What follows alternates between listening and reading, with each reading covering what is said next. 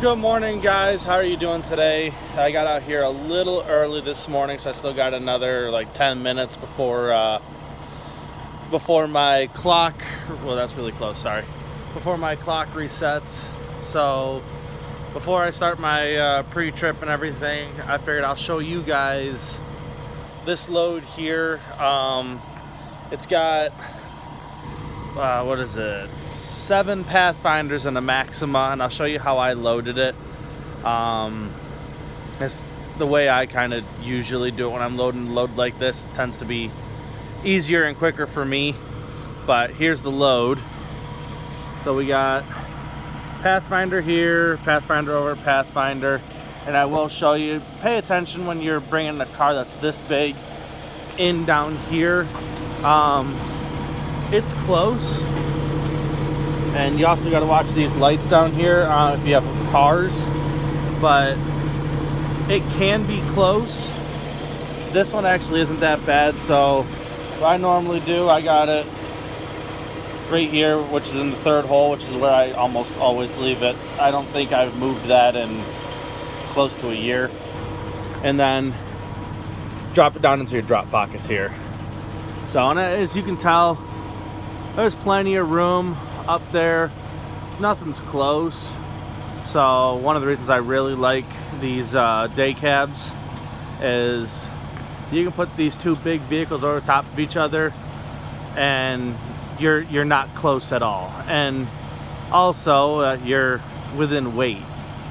So right here, look, you can tell I got plenty of room right there. And right now I'm at probably a 20-degree turn from the way they had everybody parked in here last night. So right here you can tell I'm still turning and I got plenty of room. Down here, same thing.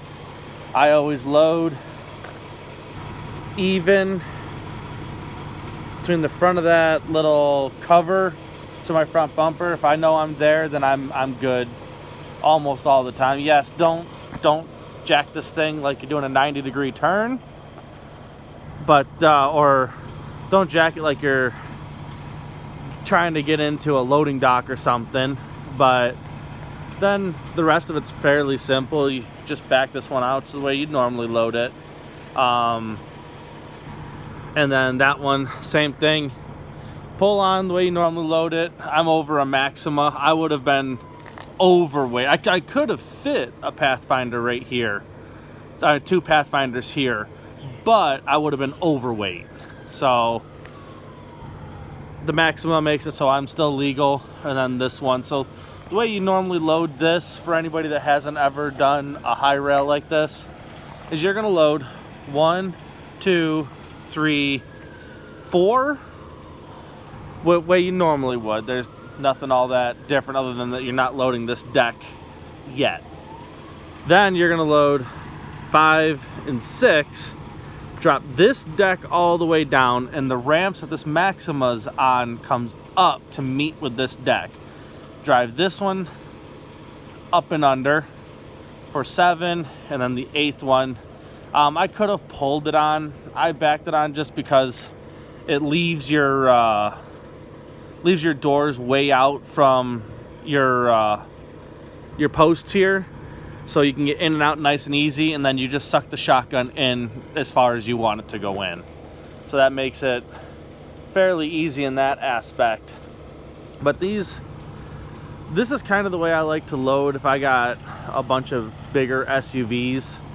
Not like Suburbans or anything, because those are virtually just trucks, but you got a bunch of full-size SUVs, these Pathfinders or Infinities, Ford Explorers. I would do the same way. Like when I took those out of Chicago,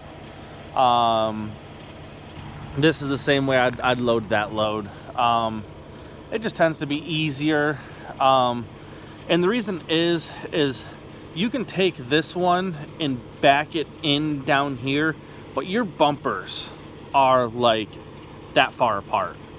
So if you do something wrong, you forget to pop the parking brake on one of them and they rock a little bit while you're driving, you're backing in and you back in a little too farther than you should have, you'll have a tendency, sorry, my finger there. You'll have a tendency for the back bumpers to hit each other. Or if you're too close, when you start dropping, I can't do this with two hands, but when you're dropping this deck down and bringing this deck here back down, you can drive the tailgates into each other as well. So I like to load this way. It makes this car a little, focusing on my hand, makes this car a little harder to get down to height, and I'm at 13.4, so I'm just barely over that rail. That rail is 13.2, so it makes it a little more difficult to get down to height, and you get a little less adjustment on this one going this way to maneuver your weight between your trailer and your tractor drives. So it can bite you a little bit, but for the most part, this is the way I like to load it, because now if I had another Pathfinder here, let's say I had to, even though I wouldn't have made weight, if I had to have another one there and I could have made weight, then this one I can adjust forward or back just a hair. And to get the hood down a little bit more, if you really had to, you can take the back end of this car, raise it up like 10 or 12 pins, and it drops that hood down towards this one if you really had to get more height there. But as you see, I mean, I got tons of space.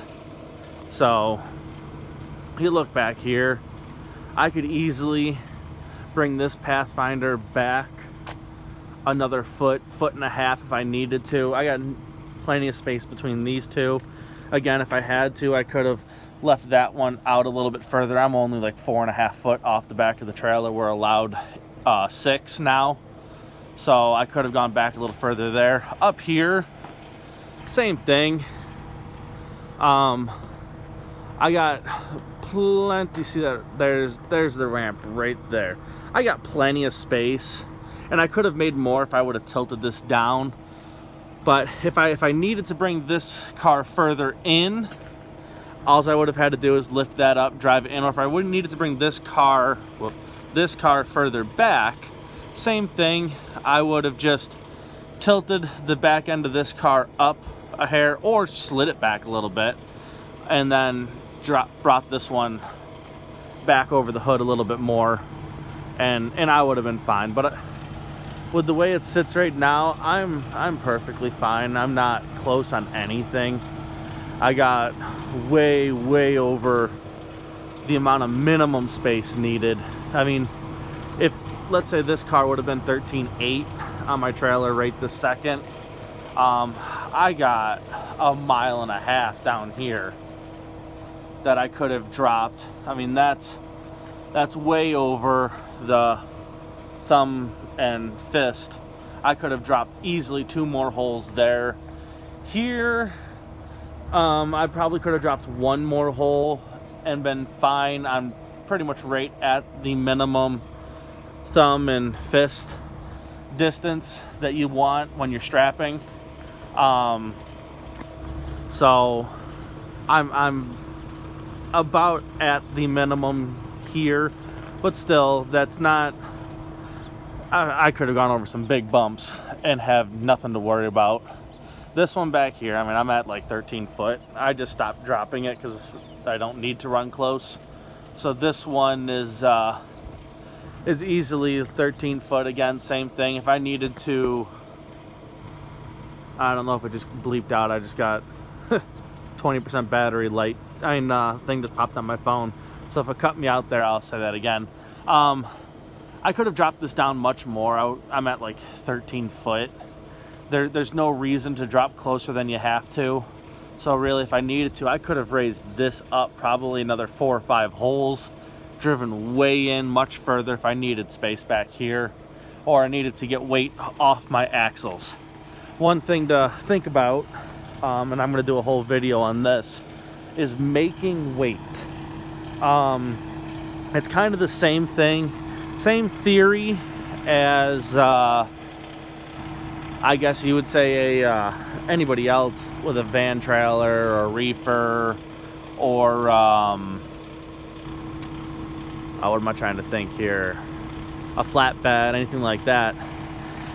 The key to making weight on these trailers is a lot of times your trailer axles and your steer axles are overweight. The best way to make weight, to get the weight off of your trailer axles or off of your steer axles, is move things closer to your fifth wheel. So you got a couple choices, especially right in this little vicinity right here. If this car needed to come this way, if your trailer axles were too heavy and your steer axles were too heavy, you could drive this one in, which is going to put more weight onto the fifth wheel, pushing down like a teeter-totter, which takes weight off the trailer and off the steers and off the trailer. If your trailers are fine and you just got to get weight off the steers, then take this car and drive it back, which again puts more weight on your trailer tires and on your fifth wheel, which puts more weight on your drives, not your trailer. Again, same idea. If you need weight off your drives, take this car and drive it back, putting more weight behind the axle, which would take weight off of your drives. The only problem with doing that is you're also going to add weight to your steers.